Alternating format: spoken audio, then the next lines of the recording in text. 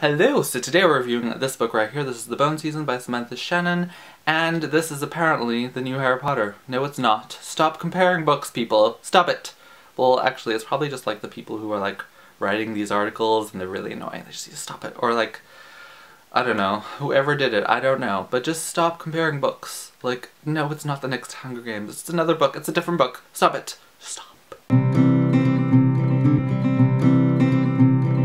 Anyway, let's talk about this book. This book is set in 2059 in Scion, London, which is basically London controlled by a corporation, like a security corporation called Scion, and it's centered around a girl named Paige Mahoney who works in the London Underground as a dreamwalker, which is someone who can get into people's minds, and what she does is she steals secrets for the people she works with, or works for, and yeah, so Scion, the corporation, or Scion London, whatever, is very against, like, voyance or clairvoyance, which Paige is, and she is committing treason just by breathing. I'm not sure how that works, but it's bad for you to be a clairvoyant, so don't do that.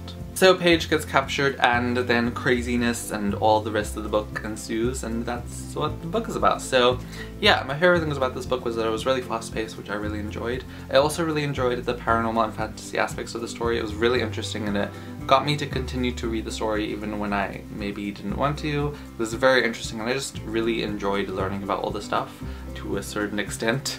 And then I also really liked the intricateness and the uniqueness of the plot. Also, to a certain extent. And now let's talk about this certain extent business when I talk about the things I didn't like about the book. So, the first thing, and basically the main thing that I didn't like about the book, was the info dumping. Oh goodness me, info dumping was just... it was that. I have never ever from any other book I've read experienced so much info dumping for like so long at such a huge level. It lasted for like 200 pages, I think. It was just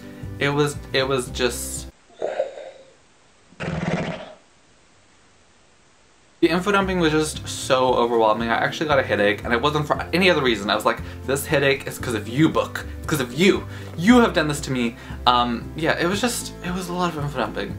And the main problem I had with the info dumping, other than the fact that it was info dumping, and I don't like info dumping, was that it didn't really help the story at all.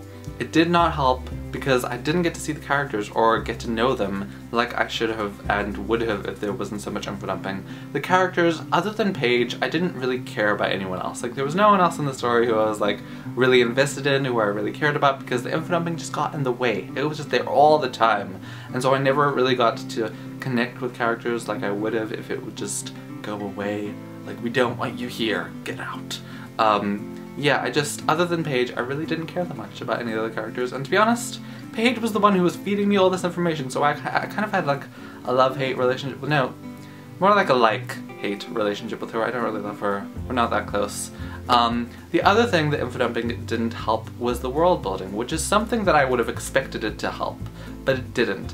It obviously helped with the whole clairvoyant aspect of the story, but when it came to like the actual setting and the richness of the setting, I just still felt like it wasn't very well built. Like, the world building and the setting, I didn't feel like I could see things, and I felt like everything was still vague even though I'd been given all this information, and it was just like, why was it necessary if it just has gotten in the way of the characters and not helped the setting at all? And also, the obvious thing that info dumping does is makes the story drag. Even though the story was fast-paced, there was still so much info dumping, and it made the story kind of boring at parts and just overwhelming, and it was in the way. And the problem I have with wanting to maybe read the next book, because I do kind of want to read the next book in the series. There are 7 books, right?